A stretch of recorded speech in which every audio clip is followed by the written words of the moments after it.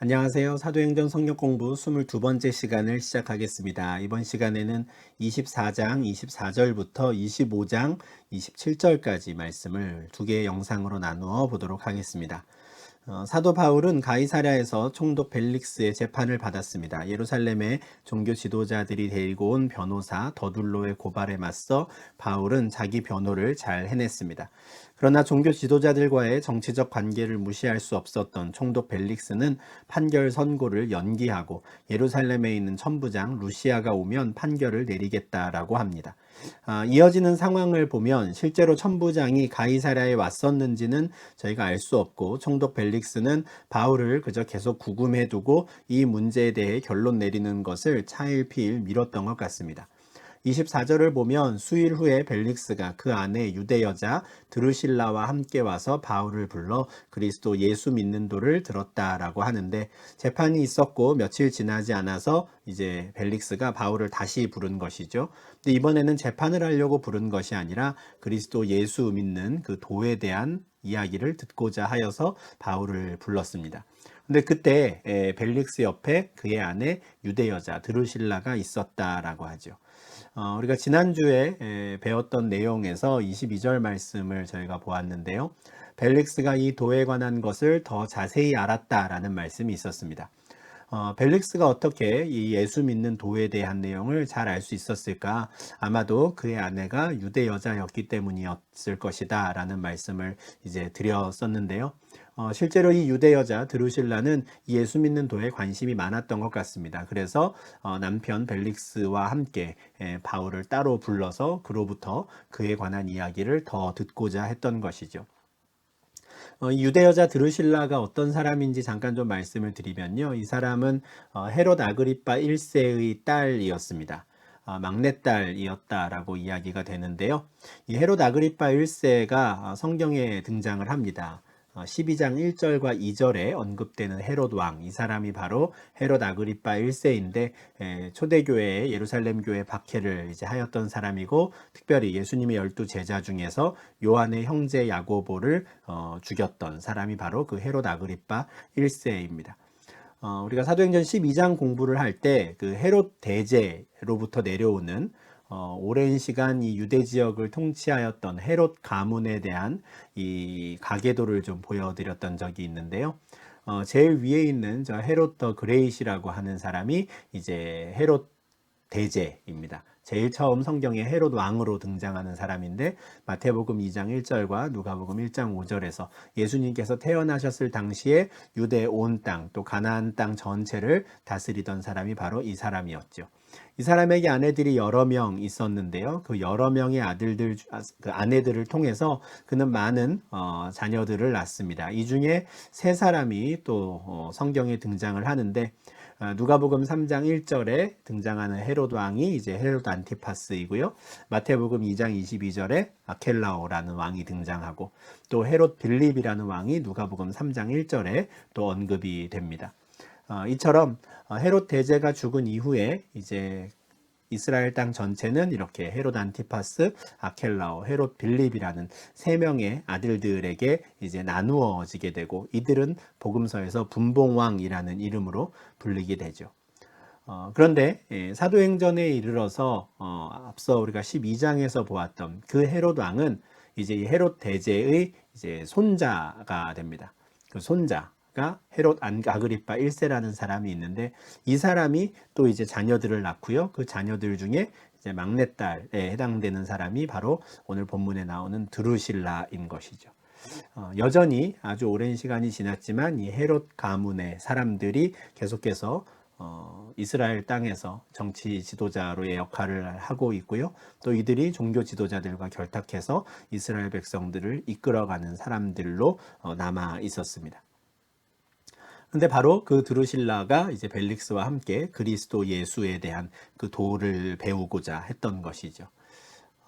벨릭스가 당연히 뭐 이런 말씀이 있었다라는 것을 모르고 바울을 청하여서 그로부터 이제 가르침을 듣고자 했겠지만, 이 모든 상황들은 사도행전 9장 15절에서 처음 하나님께서 바울을 택하여 부르셔서 그에게 사명을 맡기셨을 때, 이 사람은 내 이름을 이방인과 임금들과 이스라엘 자손들에게 전하기 위하여 택한 나의 그릇이라 라고 하셨던 이 말씀이 계속해서 이루어지고 있음을 우리에게 보여줍니다. 벨릭스나 드루실라는 이 9장 15절의 말씀을 전혀 몰랐겠지만 그들은 바울을 청하여서 예수에 관한 도를 들었고요.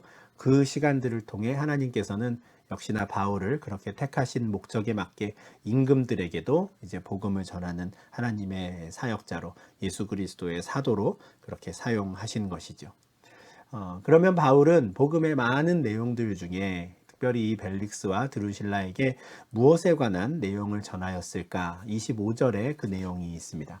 바울이 의와 절제와 장차 오는 심판을 강론하였다라고 하죠. 의로움에 대해서, 그리고 절제에 대해서, 특별히 심판에 대해서 강론하였다, 가르침을 주었다라고 하는데, 아마 이런 주제들을 선정한 데에는 분명한 이유와 목적이 있었을 겁니다. 특별히 지금 바울은 여러 사람들을 대상으로 설교하는 것이 아니라 특별히 딱 두 사람, 벨릭스와 드루실라 두 사람을 앞에 놓고 하는 것이죠. 그 사람에게 필요한, 이들에게 필요한 하나님의 말씀을 전하고자 한 것입니다. 그들이 무엇이 필요했냐? 그에겐 의와 절제와 심판에 대한 말씀이 필요했습니다. 왜냐하면 이 두 사람이 어떻게 해서 지금 이 부부 관계가 되었는가, 그 이전에 사연들이 많이 있었습니다. 먼저 벨릭스의 상황을 말씀드리면, 총독 벨릭스 입장에서 이 드루실라는 세 번째 아내였습니다. 세 번째 아내였는데, 이 드루실라는 이 당시 한 20살 정도로 학자들이 추정을 하는데, 이미 혼인한 다른 남편이 있었습니다. 그런데 이 벨릭스가 드루실라를 보고 한눈에 반해서 너무 이 드루실라를 자신의 아내로 삼고 싶어서 그녀가 원래 가지고 있었던 결혼 관계를 파탄내는 데에 이제 벨릭스가 좀 수를 썼다라고 해요. 그래서 억지로 그 두 사람을 떼어놓고 드루실라를 자기 아내로 맞이했던 것이죠. 그러니 이 두 사람이 부부가 되어서 가정을 꾸리고 살아가는 이 과정 자체가 하나님 보시기에 의롭지 않았고요. 이들이 자신들의 어떤 육체적인 욕망, 그 욕정에 사로잡혀서 저질렀던 일들이었기 때문에 절제에 관한 내용을 바울은 선포한 것이고, 그렇게 부당하고 또 불의한 일들을 하며 산 사람들에게 과연 어떤 심판이 임할 것인가에 대해서 바울이 아주 담대히 강론한 것이죠. 마치 신방을 하듯이 이 벨릭스와 드루실라가 가지고 있는 그 비밀한 일들, 그렇지만 사실은 많은 사람들이 이미 다 알고 있는 그 이야기에 대해서 바울은 감추지 않고 그것을 지적하고 그들을 깨우치고자 했던 것입니다. 바울이 사실 인간적인 생각으로는 그냥 듣기 좋은 말만 하고 싶었겠지만, 그가 주눅들지 않고 아주 담대히 이 위정자 앞에서 의와 절제와 장차 오는 심판에 대해서 강론할 수 있었던 것은 분명 성령 하나님의 역사였을 겁니다. 요한복음 16장 8절을 보면 예수님께서, 성령 하나님께서 이 땅에 오신다면 그가 죄에 대하여, 의에 대하여, 심판에 대하여 세상을 책망하실 것이다 라고 하였는데요.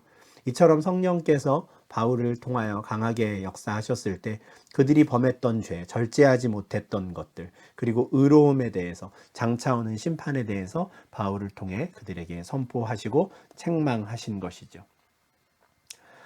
벨릭스와 이 드루실라 입장에서는 이런 내용의 강론을 듣는다는 것이 굉장히 마음에 찔리고 힘들 수도 있었겠지만, 사실은 그들에게 주어진 아주 특별한 기회였습니다. 실제로 25절 하반절을 보면 벨릭스는 그 설교들을 들을 때 두려웠다라고 합니다. 그런데 그가 두려워서 내보인 반응이 무엇이냐면, 지금은 가라, 내가 틈이 있으면 너를 부르리라 한 것이었어요. 좀 안타깝고 또 불쌍하기도 합니다. 복음이 바로 내 앞에서 선포되어서 마음에 찔림이 있었어요. 두려움이 있었습니다. 그러면 해야 하는 일은 회개이죠. 그런데 벨릭스는 회개하지 않습니다. 마치 7장 54절에서 스데반 집사님의 설교를 들은 사람들이 비록 그 설교를 듣고 마음에 찔림은 받았지만 회개하지 않고 오히려 스데반을 향하여 이를 갈고 돌을 던졌던 것처럼 벨릭스는 두려움은 느꼈으나 회개하지 않습니다. 그리고 내가 틈이 있으면 너를 다시 부르겠다라고 이야기를 하죠.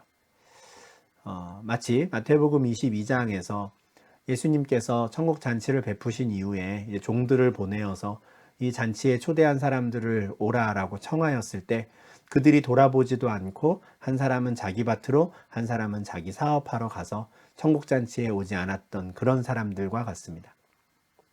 지금은 응답하여야 하는 때고 그 부르심에 합당하게 나와야 하는 때인데 마치 그것을 내가 거절할 수 있는 것처럼 지금은 내 일이 바쁘니 나는 그 일은 나중에 하겠소 라고 말했던 그 어리석은 사람들처럼 총독 벨릭스의 반응이 그랬습니다. 지금은 내가 바쁘니 틈이 있으면 너를 부르겠다 한 것이죠.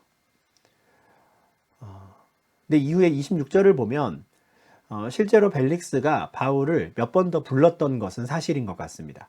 틈이 있으면 내가 너를 부르겠다라고 했는데 실제로 불렀어요. 그런데 사도행전을 기록한 누가는 이후에 벨릭스가 계속해서 바울을 여러 번 불렀던 이유는 정말 그가 전하였던 말씀, 그 하나님의 의와 또 절제와 심판에 대한 그 진리의 말씀들에 관심이 있어서 또는 그에게 계속해서 마음에 어떤 울림이 있어서가 아니라 바울을 자꾸 불러서 지금 돈을 주면 좀 구금 상태를 좀 해결해 줄 수 있는 것처럼 넌지시 그에게 그런 압박을 하기 위해서 자주 불렀다라고 합니다.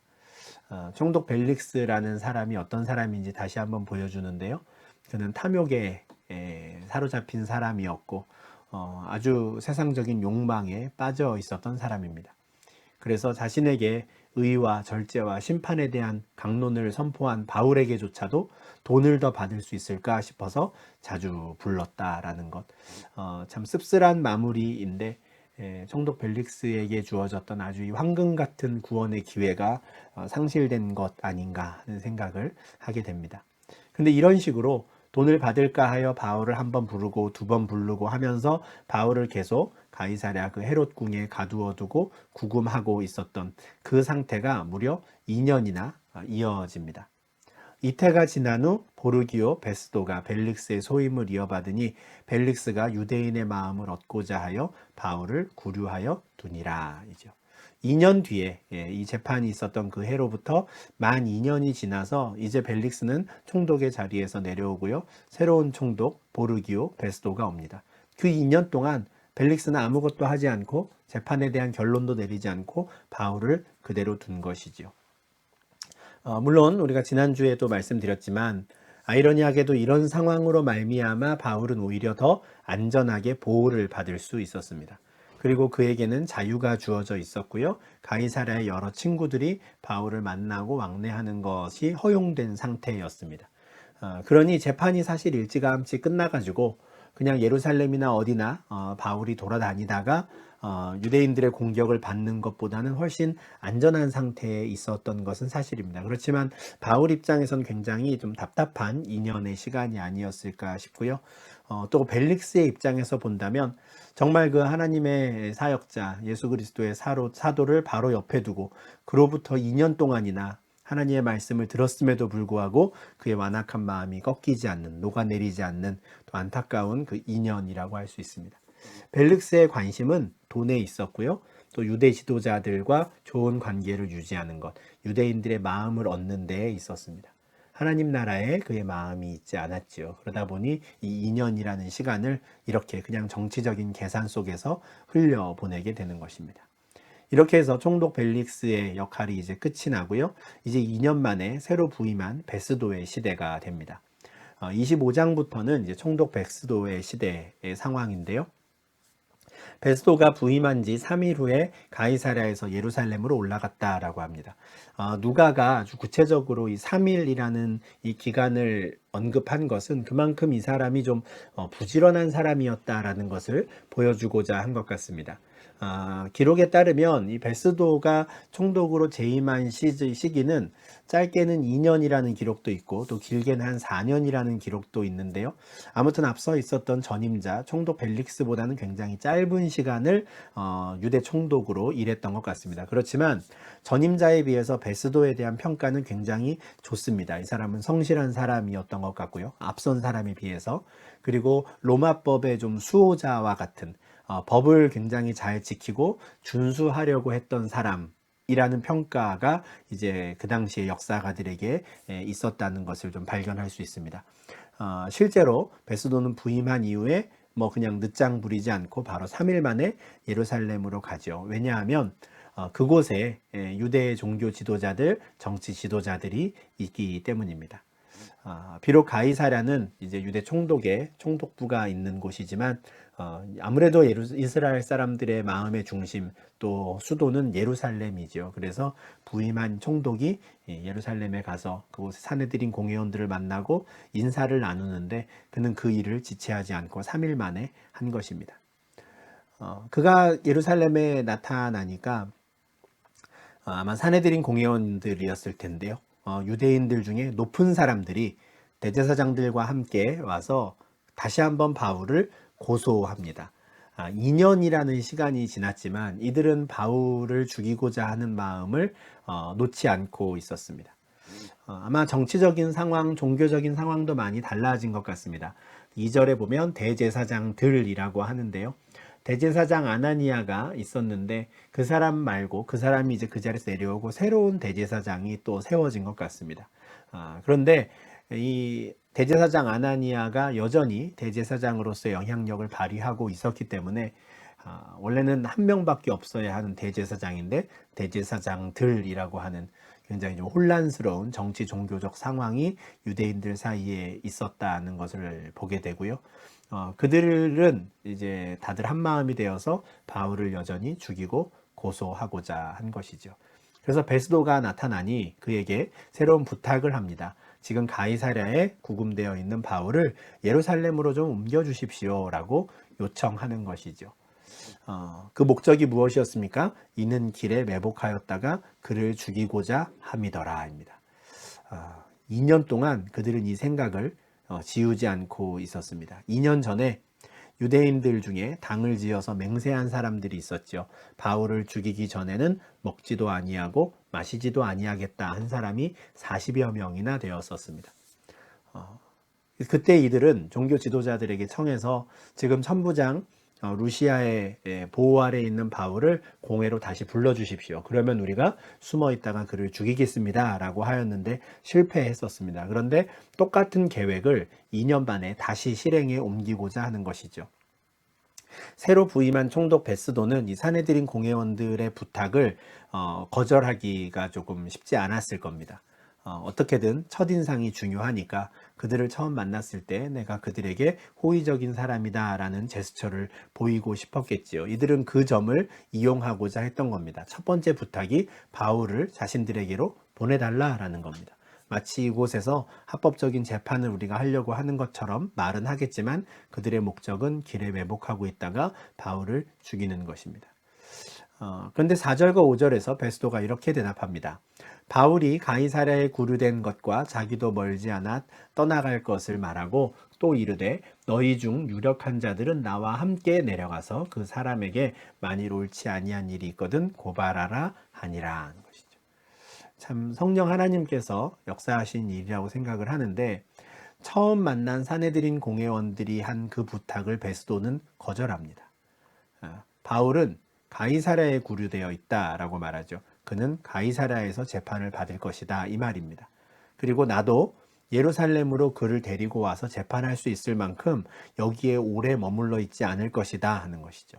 내가 이제 곧 가이사랴로 돌아갈 텐데 너희 중에 유력한 자들, 너희 중에 바울을 꼭 고소하고 싶은 사람들이 있으면 나와 함께 가자. 그리고 그곳에서 그가 범한 죄가 있다면 고발하라 라고 하는 것이죠. 베스도는 그들과 함께 8일 또는 한 10일 정도를 지냅니다. 아마 누가가 꼼꼼하게 기록을 살폈을 텐데 아마 8일이라는 기록도 있고 10일이라는 기록도 있었던 것 같아요. 그래서 8일 혹은 10일을 지낸 후에 베스도가 가이사랴로 돌아갔다라고 하는데, 베스도가 조금 전에 말했던 대로 실제로 이들 중에 유력한 사람들이 베스도와 함께 가이사랴로 간 것 같고요. 그래서 바로 그 다음 날 재판이 열립니다. 지금 계속해서 누가는 베스도를 굉장히 부지런한 사람으로 기록을 하고 있습니다. 가이사랴에 부임한 지 3일 만에 예루살렘을 방문하고요. 또 그곳에서 한 열흘간 시간을 보낸 후에 가이사랴로 돌아와서 바로 그 다음날 재판을 여는 것이죠. 뭐 여정이 오래되었으니 피곤하니 좀 쉬어야겠구나, 뭐 이런 생각을 하지 않는 굉장히 열정적으로 일하는 사람으로 지금 좀 그리고 있는 것 같습니다. 그렇게 해서 베스도가 이제 재판장의 자리에 앉고 바울을 데려오라라고 합니다. 바울이 나오자 예루살렘에서 내려온 유대인들이 둘러서서 여러 가지 중대한 사건으로 고발합니다. 여러 가지 중대한 사건이라는 것은 굉장히 좀 진지하고 엄숙한 분위기에서 마치 바울이 큰 죄를 저지른 것처럼 이제 고발했다라는 의미인 것 같은데, 7절 하반절이 이렇게 마무리되지요. 능히 증거를 대지 못한지라입니다. 2년 전 재판과 똑같은 상황이 벌어지는 겁니다. 예루살렘에서 온 유대인들은 아주 살기가 등등하여서 바울을 계속해서 고발하고 고소하고 그를 당장 죽여야 하는 것처럼, 아니면 당장 예루살렘에 있는 사내들인 공회로 이를 넘겨야 하는 것처럼 이야기는 했지만, 그들의 고소와 고발은 사실에 근거한 것이 아니었기 때문에 그때에도 어떤 증거나 증인을 내세우지를 못했었습니다. 2년이 지난 다음에도 마찬가지이죠. 이번에도 그들은 증거를 대지 못했습니다. 바울은 아주 짧게 변명을 하는데요. 변호를 하는데 아마 긴 변호였을지라도 좀 요약해서 이렇게 이야기한 것 같습니다. 유대인의 율법이나 성전이나 가이사에게나 내가 도무지 죄를 범하지 아니하였노라입니다. 바울이 변명하는 내용을 보면 아마도 예루살렘에서 온 이 유력한 자들, 종교 지도자들이 크게 세 가지 이슈에서 바울을 고소했던 것 같습니다. 첫 번째는 유대인의 율법에 관한 것이죠. 그가 율법을 모욕했다라든지 무시했다. 그래서 그가 간 곳에서는 언제나 유대인들 사이에 소동이 일어난다 하는 2년 전 재판에서 했던 이야기를 한 번 더 한 것 같습니다. 성전도 마찬가지죠. 이 사람이 헬라인을 데리고 성전에 들어가서 우리의 성전을 모독했다라고, 이건 역시 2년 전 총독 벨릭스의 재판에서도 했던 이야기였습니다. 근데 이 두 가지가 다 사실은 기각됐었죠. 받아들여지지 않았었습니다. 그러다 보니 이들은 한 가지 이 주제를 더 이야기한 것 같습니다. 이번에는 무엇입니까? 바울이 가이사에게 죄를 범했다라는 겁니다. 가이사는 로마 황제를 말합니다. 시저인데요. 시저의 영어 스펠링을 이제 아마 그냥 이렇게 발음이 되는 대로 예전에 번역을 하다 보니 가이사라고 번역을 한 것 같은데요. 이 사람이 로마 황제에게 죄를 범했습니다 라고 하는, 그동안에는 없었던 새로운 죄명을 하나 덧붙여서 고발합니다. 두 앞선 율법과 성전에 대한 건 이미 로마의 법정에서 기각되었으니 저 로마에는 황제를 물고 들어가는 것이죠. 대체 바울이 어떤 행동이나 어떤 말로 이 가이사에게, 로마 황제에게 죄를 범했는지는, 저희가 지금 범했다고 고발했는지는 저희가 알 수 없지만 그들은 그 이야기를 한 것 같고요. 그러나 바울은 나는 그 누구에게도 도무지 어떠한 종류의 죄도 범하지 않았습니다 라고 말합니다. 아무리 유대인들이 고소 고발하더라도 증거를 댈 수 없었고, 바울은 나는 죄를 짓지 않았다라고 말하니 사실 총독 베스도 입장에서는 바울에게 유죄를 선고할 이유가 없습니다. 그렇지만 베스도는 여전히 유대인의 마음을 얻고자 하는 생각이 있었습니다. 총독 벨릭스도 유대인의 마음을 얻고자 해서 2년 동안이나 바울을 이제 가이사랴에 구금해 두었었는데요. 뭐 어쩔 수 없습니다. 아무리 베스도가 뭐 공명정대한 사람이었다 하고 또 그가 로마법의 수호자였다라고 하지만 그도 정치인인 것이죠. 결국에는 유대의 종교 지도자들, 유대인들과 좋은 관계를 유지하는 것이 자신의 통치에 유리하기 때문에 그는 어떻게든 유대인의 마음을 얻고자 했습니다. 그래서 재판 중에 결론을 내리지는 못하고 바울에게 이렇게 묻지요. 네가 예루살렘에 올라가서 이 사건에 대하여 내 앞에서 신문을 받으려느냐 하고 질문하는 겁니다. 자신이 가지고 있는 신념과 또 유대인들의 그 부탁 사이에서 어떤 절충안을 찾은 것 같은데요. 재판 장소를 예루살렘으로 옮기되 여전히 내가 그 재판을 이어가겠다라고 하는 것이죠. 예루살렘으로 바울이 원하면, 바울도 오케이를 하면 예루살렘에서 재판을 한다. 이것은 25장 3절에서 처음 만났던 산헤드린 공회원들이 자신에게 부탁했던 것이죠. 바울을 예루살렘으로 보내달라라는 것이었습니다. 그때 그는 그것을 거절하였는데 고민 끝에 절충안을 찾은 것 같아요. 바울을 예루살렘으로 보내주겠다. 다만 재판은 산헤드린 공회가 하는 것이 아니라 내가 한다라는 것이죠. 그래서 내 앞에서 신문을 받겠느냐, 다만 장소를 예루살렘으로 옮기는 것이 괜찮겠느냐라고 바울에게 묻습니다. 정도 베스도 입장에서는 묘안이라고 생각을 해서 아마 이런 질문을 했을 텐데, 이에 대해서 바울은 이렇게 대답합니다. 바울이 이르되 내가 가이사의 재판자리 앞에 섰으니 마땅히 거기서 신문을 받을 것이라. 당신도 잘 아시는 바와 같이 내가 유대인들에게 불의를 행한 일이 없나이다. 나는 지금 황제의 재판자리에 있습니다. 물론 지금 그의 재판장은 총독 베스도입니다. 2년 전까지는 총독 벨릭스였죠. 그러다 그 총독들은 저 멀리 로마에 있는 그 황제의 대리인으로 지금 유대의 총독이 된 것입니다. 그러니 그 총독들, 로마의 총독이 재판장이 된 그 재판은 가이사의 재판이라고 불리는 것이죠. 로마법에 따라서 진행되는 재판인 것입니다. 그러니 나는 예루살렘으로 가지 않겠습니다. 이 말입니다. 나는 계속해서 가이사의 재판장에 서고 싶습니다. 이렇게 말하는 거예요. 그리고 나는 산헤드린 공회에서 재판을 받아야 할 만큼 유대인들에게 불의를 행한 일이 없습니다. 라고 분명히 자기의 의사를 밝히죠. 만일 내가 불의를 행하여 무슨 죽을 죄를 지었으면 죽기를 사양하지 않을 것입니다. 그런데 만일 이 사람들이 나를 고발하는 것이 다 사실이 아니면 아무도 나를 그들에게 내줄 수 없습니다. 오히려 그것이 불법입니다. 해요. 내가 유대인들에게 죄를 지었다면, 정말 율법과 성전을 내가 모욕하는 죄를 지었다면 나는 산헤드린 공회에서 재판받을 것이고, 심지어 그 재판의 결과가 사형이라 할지라도 나는 그것을 받을 겁니다. 그러나 나는 예루살렘에서 재판을 받아야 할 아무 이유가 없습니다. 나는 계속해서 로마의 법정에서 재판을 받고 싶습니다. 하죠. 그래서 11절 하반절에서 내가 가이사께 상소하노라 라고 마무리를 합니다. 아주 유명한 말씀이죠. 내가 황제에게 상소한다. 이 말은 그냥 단지 그냥 유대에서 로마 총독의 재판을 받고 싶습니다 라는 게 아닙니다. 이거는 실제로 나는 로마에 가서 로마의 황제에게 재판을 받겠습니다. 이 시시비비를 율법이 아니라 로마법에 따라 나는 재판을 받고 싶고, 나는 로마 시민이니 황제에게 나의 재판장이 되어주기를 요청합니다 하는 거예요. 상황을 완전히 변화시키는 발언입니다. 아마도 총독 벨릭스도 지금 이 재판 자리를 예루살렘으로 옮기지 않겠느냐라고 바울에게 질문을 했을 때 전혀 예상하지 못했던 대답이었을 것이라고 생각합니다. 아무 죄도 지은 게 없고 자신이 보아도 유죄를 선고할 내용이 아무것도 없는데 갑자기 바울이 나는 황제에게 재판을 받겠다라고 그 요청을 한 것이죠. 예루살렘이 문제가 아니라 이제는 로마 황제에게 이 바울을 보내야 하는 전혀 예상치 못했던 상황이 이제 반전이 일어난 것입니다.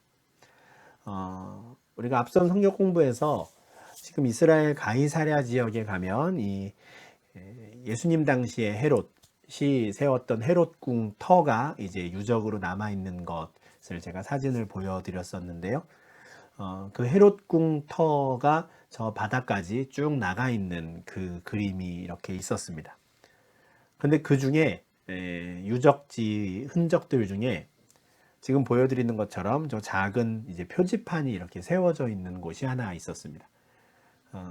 요 자리가 바로 그 당시 이 총독이 재판장이 되어서 재판을 행했던 그 방 한 자리인데요.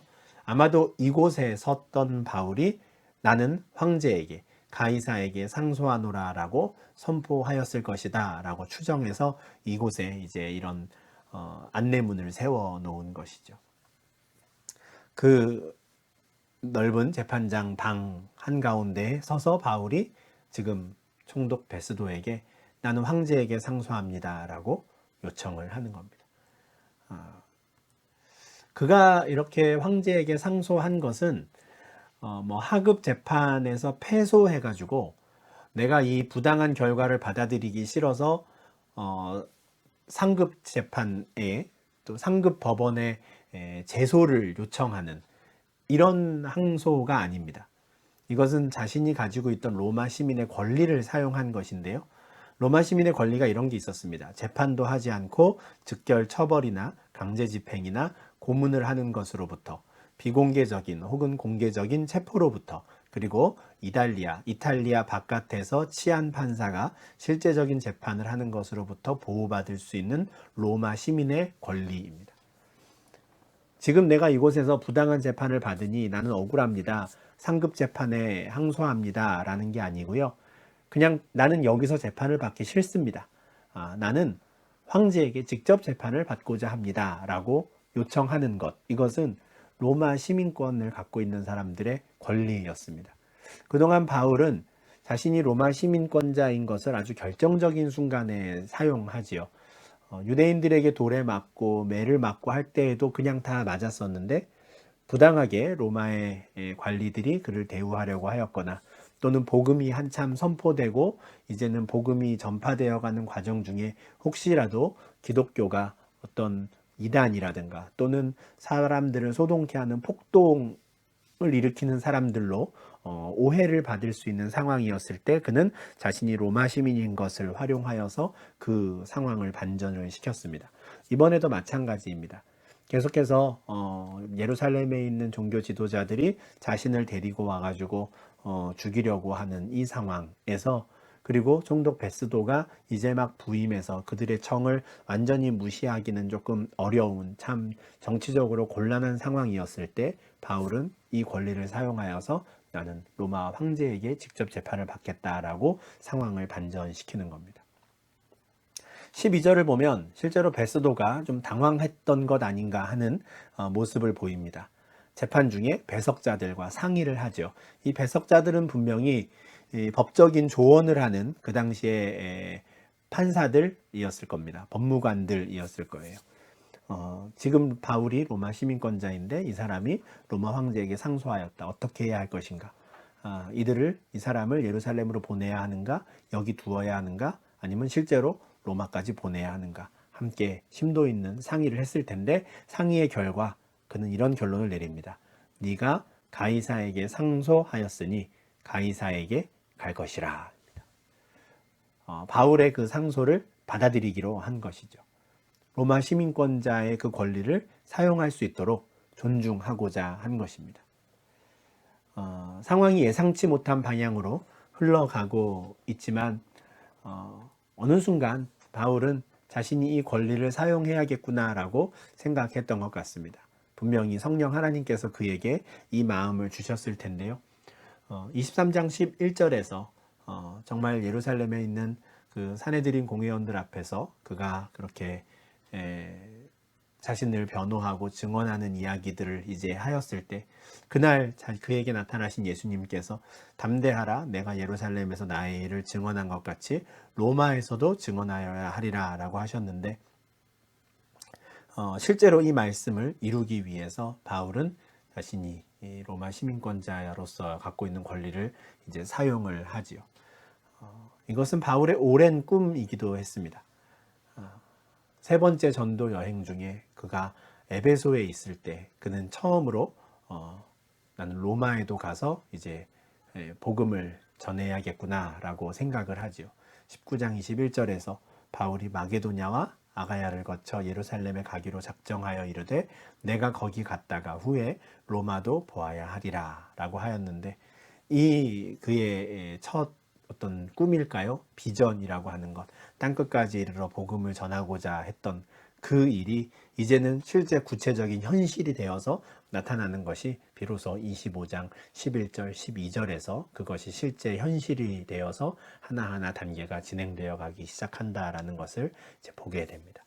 하나님께서 주신 꿈이 분명했고 또 바울도 하나님 앞에서 합당하게 품었던 그 꿈인데 이 꿈이 이루어질 때까지 참 오랜 시간이 필요했습니다. 그 꿈이 이루어질 때까지 여러 가지 위협과 또 죽음의 문턱까지도 넘나들며 그는 그 시간을 보내야 했고, 특별히 또 마지막 2년간은 정말 마치 그냥 허송 세월을 보내는 것처럼 가이사라에서 구금된 채 또 보내야 했었습니다. 그렇지만 바울이 그렇게 인내하고 또 끝까지 내가 로마에 가서 복음을 전해야겠다라는 그 꿈을 놓치지 않았을 때, 하나님 앞에서 꾸었던 그 비전을 놓치지 않았을 때, 하나님께서는 예수 그리스도를 통해서 확인해 주셨던 그 말씀 그대로 바울에게 주어졌던 그 시민권자의 권리를 사용해서 마침내 그를 로마까지 갈 수 있는, 또 한 발짝 내딛게 하시는 일들을 우리가 보게 됩니다. 하나님께서 합당한 꿈을 꾸게 하셨고, 또 하나님 보시기에 합당한 일을 한다 하더라도 모든 일이 착착 순조롭게 진행되어 가는 것은 아닙니다. 그렇지만 그렇다고 해서 그 꿈을 포기하지 않고 또 하나님의 뜻이 이루어지기를 기다리며 때로는 2년, 때로는 3년간의 시간들을 인내하며 보낼 때 또 하나님께서 그를 통하여 당신의 사역을 이루어 가시고 또 로마까지, 땅끝까지 가서 복음을 전하게 하는 그 비전을 실제로 이루어 주시는 또 하나님의 섭리도 우리가 보게 되는 것이죠. 우리의 삶 속에서도 하나님께서 분명히 이렇게 사역을 하시고 또 간섭하실 텐데, 이런 날마다 베푸시는 특별한 은혜와 섭리 가운데 살아가신 우리 성도님들 되시기를 바라고, 바울과 같이 또 난처한 상황에서나 또 고난의 순간에서나 성령 하나님이 주시는 그 음성 가운데 우리가 순종하며 말씀을 붙잡고 살아가는, 그래서 주님 주시는 그 비전들을 하나하나 마침내 이루어가는 삶을 살아가는 우리 모든 성도님들 되시면 좋겠습니다. 이제 바울이 이제 황제에게 상소한 이후에 이제 실제로 이 총독 베스도는 바울을 로마로 보낼 준비를 이제 시작을 하는데요. 그가 구체적으로 어떤 준비를 또 먼저 행하기 시작하는지 우리가 다음 영상에서 또 계속 이어서 보도록 하겠습니다. 감사합니다.